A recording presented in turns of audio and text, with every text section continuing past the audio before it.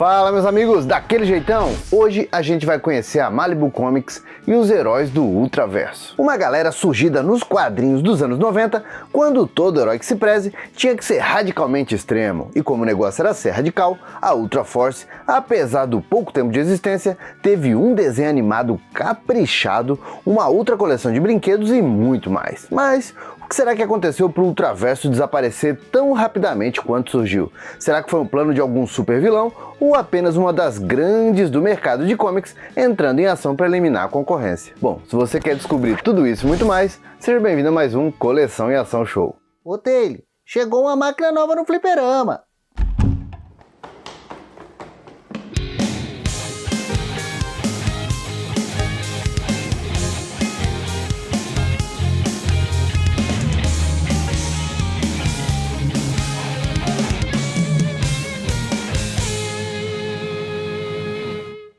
E a Malibu Comics foi uma das pequenas editoras dos Estados Unidos que ganharam aquele destaque quando a indústria dos quadrinhos deu um verdadeiro boom, principalmente graças ao surgimento da Image Comics lá nos anos 90. Aliás, a Malibu Comics era sediada na Califórnia e já existia desde 1986, publicando vários títulos em preto e branco, como era o caso dos X-Mutants, e também republicações de quadrinhos de personagens antigos como o Tarzan e também o Sherlock Holmes, adquirindo ainda entre 1988 e 1989 outras pequenas editoras, como foi o caso da Arcel Comics e também a canadense Adventure Publications. E fora isso, a Malibu ainda ganhou certo destaque por publicar os quadrinhos dos Homens de Preto, que renderam o suficiente para servir de inspiração para o filme com Will Smith e Tommy Lee Jones, lançado em 1997. Ô, cara! Ah, meu Deus! Cara, tem um negócio estranho! Não! Essa situação repentina é muito estranha. Por que está levando a sua esposa? Estamos indo encontrar alguém. Porém, entretanto, todavia, foi no início dos anos 90 que a pequena editora ganhou certo destaque, principalmente quando ela começou a fazer a distribuição dos quadrinhos, dos gibis, da Image Comics. E isso foi possível pelo fato da recém-criada editora, apesar do marketing poderoso, ainda não poder fazer essa distribuição por conta própria. Só para vocês terem uma ideia, essa jogada de mestre levou a Malibu a ficar com quase 10% da participação na distribuição no mercado de quadrinhos norte-americano, chegando a ficar por um pequeno período na frente da gigante DC Comics. E aí, quando chegou no início de 1993, a Image Comics começou a caminhar pelas próprias pernas e a Malibu, que não era burra, começou a mudar novamente para se adaptar ao mercado. E aí ela acabou se fundindo com a desenvolvedora de games Acme Interactive, formando a Malibu Interactive. Assim, em junho de 1993, a editora conseguiu grana suficiente para criar o seu próprio universo chamado Ultraverse. E claro, naquele velho esquema de tentativa, acerto e erro, a maioria desses quadrinhos apareceu e desapareceu tão rápido quanto uma estrela cadente. E esse foi o caso de buchas homéricas como o anti-herói Solitaire, o esquisitaço vampiro Rune e grupos genéricos como The Strangers, The Exiles, os Exilados e também a equipe Freaks, e por aí vai. O único que salvou em carreira solo foi o herói Nightman, com o título The Nightman, que contava a história de um famoso saxofonista de jazz que é atingido por um choque durante um acidente de carro e perde a habilidade de dormir e no lugar ganha o poder de telepatia. E aí, como não dava mais para tirar uma soneca na madrugada, esse camarada acaba vestindo um uniforme cheio de tecnologia, cheio de gadgets. E com isso surge o Nightman, pra sentar ali a porrada na vagabundagem enquanto a cidade dorme. Esse herói chegou a ganhar uma série live action que foi ao ar entre 1997 e 1999. E olha, passou aqui no Brasil com o nome O Homem Elétrico. Contou até mesmo com a presença do antigo herói Manimal.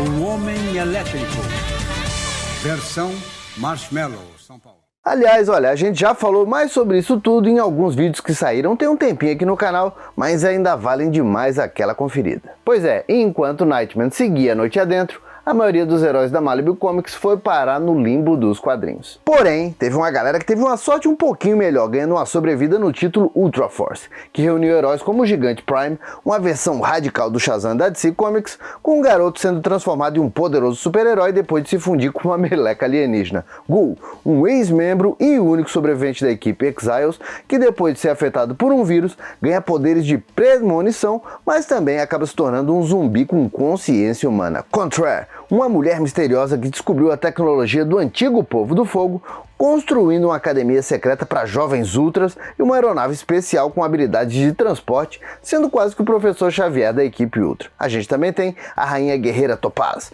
o herói tecnológico Prototype, claramente inspirado no Homem de Ferro da Marvel, a pequena Pix com poderes de ilusão e controle de tecnologia, e por último, como líder da equipe, o poderoso Hardcase, um dos primeiros heróis do Ultraverso e o único sobrevivente do grupo chamado The Squad. Pois é, esses quadrinhos originais da Ultra Force renderam 11 edições que venderam muito bem. Parece que naquela época a galera gostava demais de heróis com atitudes extremas e muito radicais, apesar dos heróis da Ultra Force quase nunca matarem ninguém. E a equipe tinha como principal vilão o Wattalon, líder do povo do fogo e que tinha poderes gravitacionais que na prática deixava o personagem com poderes bem semelhantes a quem?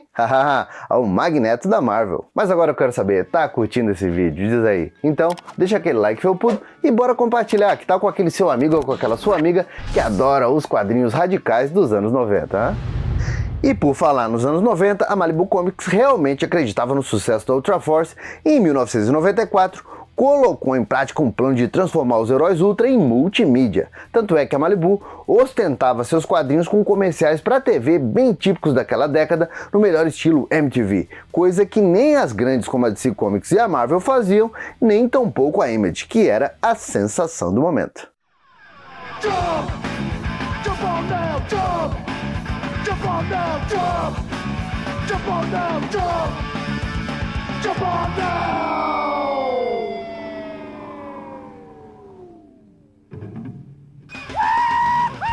Ultraverse comic books. Now that's excitement. Superheroes. First editions. Jump on now.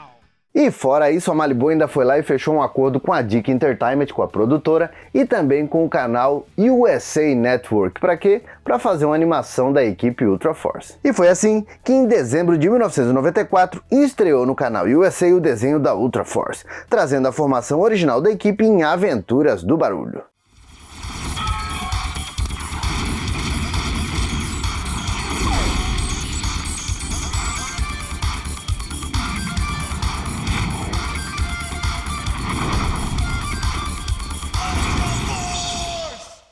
E esse desenho da equipe de Ultras teve um total de 13 episódios, com várias histórias que foram extraídas diretamente dos quadrinhos da Ultra Force e, claro, assim como o desenho dos Wildcats da Image, também bebia diretamente na fonte da animação dos X-Men, que no final de 94 estava no auge com a exibição de sua terceira temporada. E olha, a gente tem que dizer que a Dick Entertainment emulou muito bem o estilo de animação do estúdio Econ, aquele estúdio coreano que fazia o desenho dos X-Men. Tanto é que a abertura de Ultra Force também parecia seguir essa mesma cartilha de estilo de aberturas que os filhos do Átomo criaram como tendência animada lá nos anos 90.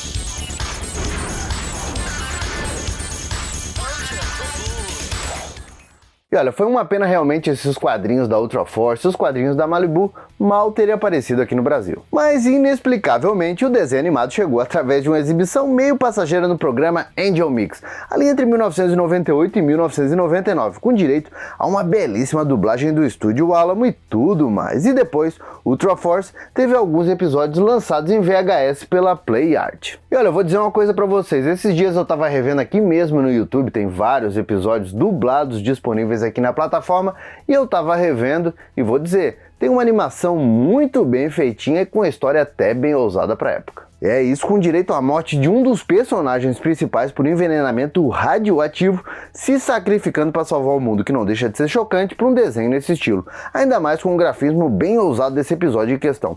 Também temos a presença de vilões como o Wattalon, o líder do povo do fogo, e ainda o assustador NME, que parece uma cruza dos aliens do cinema com o Red 109, inimigo do Robocop. Inclusive é esse NME que é responsável por eliminar praticamente todo o esquadrão, aquela primeira equipe do Hardcase.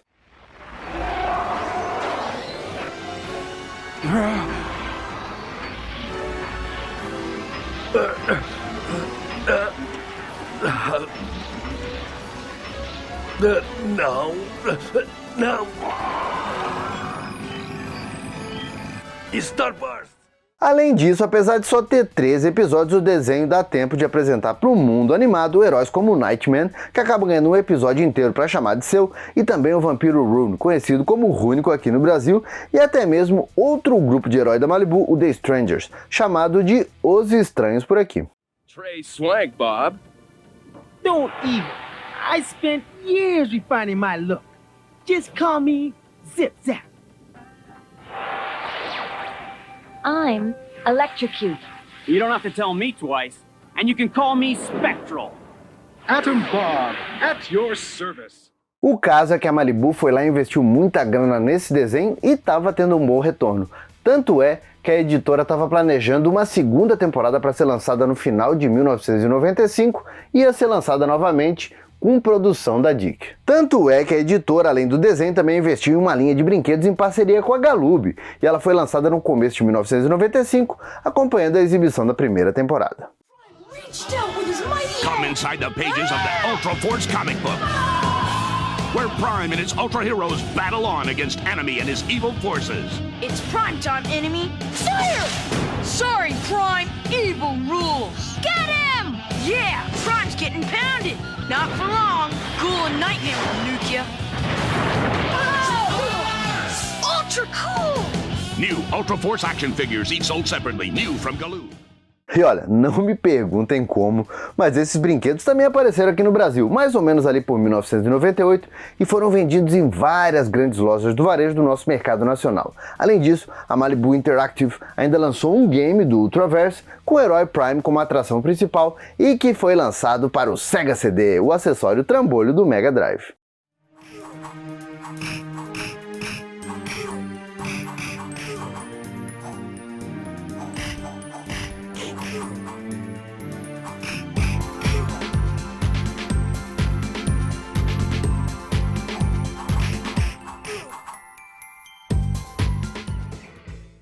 Mas então, o que será que aconteceu? Afinal de contas, o desenho tinha um bom público, teve um bom investimento e estava dando retorno. Por que será que ele foi cancelado, hein? O que será que aconteceu? Bom, o primeiro é que o material fonte para uma segunda temporada estava praticamente esgotado por conta das poucas histórias que a Malibu tinha lançado com a Ultra Force lá nos Estados Unidos. Tá, mas até aí tudo bem, era só dar liberdade criativa para os roteiristas que tudo se resolvia. O problema maior é que a Malibu estava incomodando as grandes, principalmente a Marvel e a DC, que já estavam tendo alguns problemas com a Image e estavam levando um cacete da editora da Califórnia, principalmente quando o assunto era a colorização dos quadrinhos, já que a Malibu estava sendo pioneira em usar softwares para compor a colorização das suas revistas mensais, contrastando bastante com as cores chapadas que a Marvel e DC usavam há anos. E foi aí que ali no finalzinho de 1994, quando tudo já estava planejado para arrebentar em 1995, que veio uma certa implosão do mercado de quadrinhos nos Estados Unidos,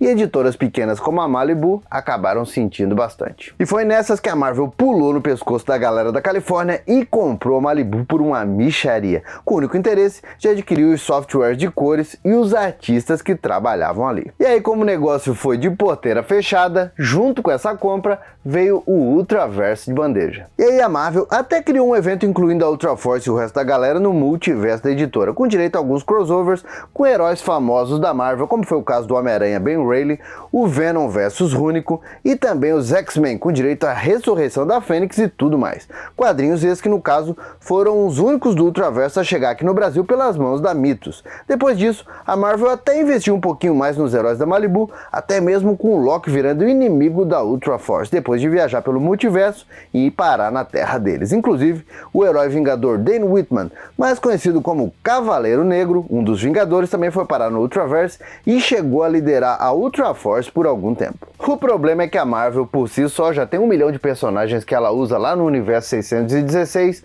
já estava planejando o universo Ultimate, e aí nessa, a galera do Ultraverse simplesmente sobrou e foi parar no limbo dos quadrinhos. A única exceção aí foram os Exilados, que passaram a viajar pelo multiverso da Marvel com vários heróis de várias realidades alternativas e já contaram com personagens como o Homem-Aranha 2099, também o Blink, o Morpho e o Longshot dos X-Men e até mesmo o vilão Dentes de Sabre. Fora isso, a personagem Topaz, membro da Ultra Force, que era uma rainha guerreira armada com bastão energético e muita disposição para cair na porrada, foi totalmente repaginada para aparecer como uma personagem coadjuvante, agregada do Grão-Mestre no terceiro filme do Thor e que foi vivida pela atriz Rachel Rouse.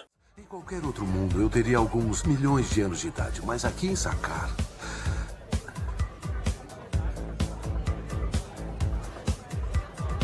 Enfim, você conhece esse... Você se chama Senhor do Trovão? Deus do Trovão.